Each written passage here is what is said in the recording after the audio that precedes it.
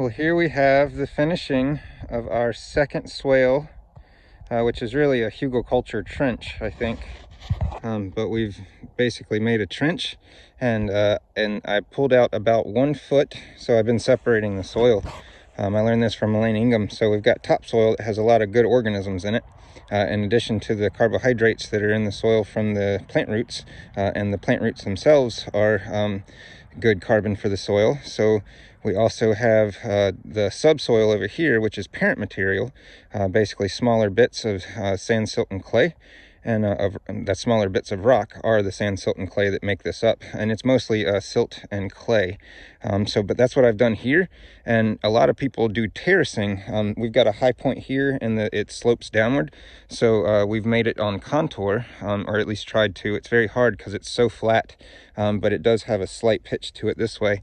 So as the rain comes in and the watershed falls, or as the rain falls and the watershed comes in this direction, this is meant to catch that as a water catchment dry farming technique.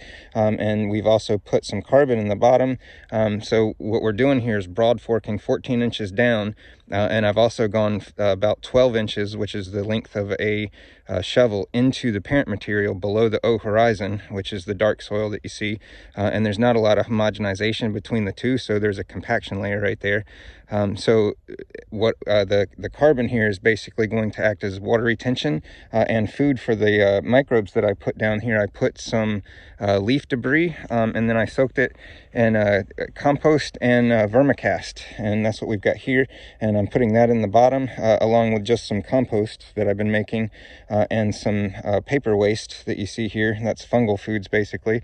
And then we've got oaks from this big pile over here that's going into the bottom, and that's kind of the hugel-culture thing, to be more water retentive and give the fungi in the soil something to consume until we get the plants really going here and get a lot of exudates going with a lot of diversity of roots.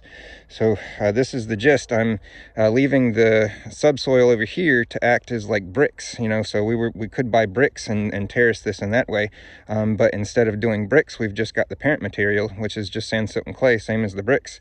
It just doesn't have the chemicals in it to harden. But when this stuff dries, you can see, or well, I'll show you maybe another video, but we've got one over here, and it's just the subsoil has dried to where the clay is so hard that it's hard as bricks, man. So instead of putting bricks down, we basically just dug them out of the soil and created them to form like a water catchment on the opposite side of our swale slash trench slash hugel-culture. And this is the soil that I'm going to be mixing in with buckets of compost. So as I fill this in, we're going to get pots that I've got over here, and I've got about 150 to 200 pots of kale that I planted in some compost when we lived at a different property.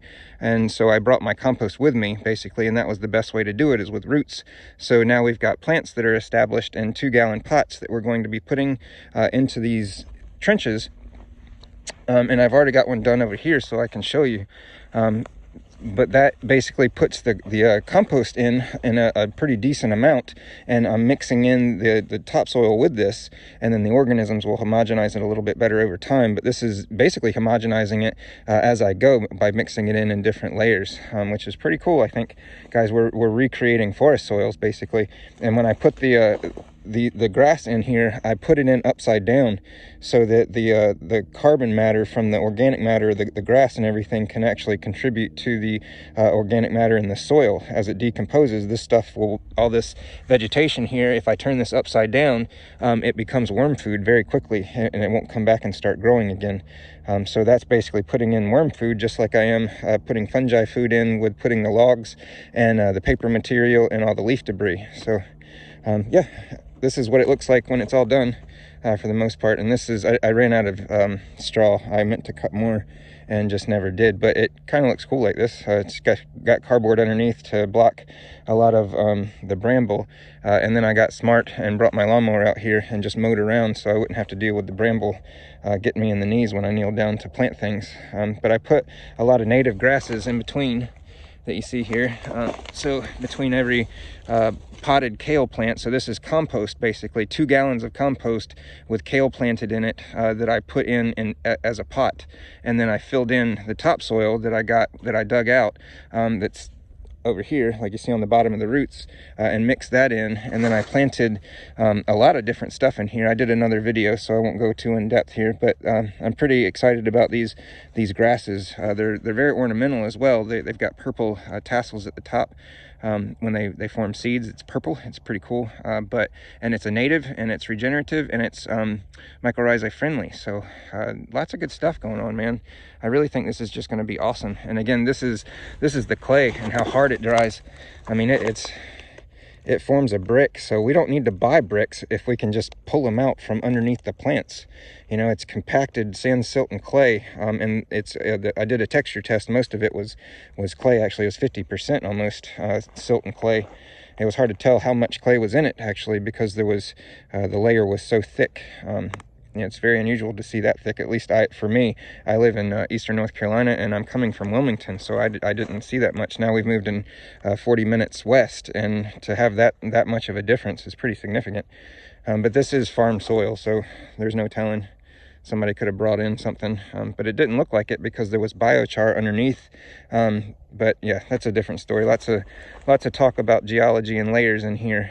But Jess went through and broad forked it, and now I've got to go back and do what I did in this section over to this half. So that's where we're at right now, and I hope you guys are having a great day. This is Tom and Jess, and this is Permaculture Wilmington taking place in Atkinson now. So have a great day.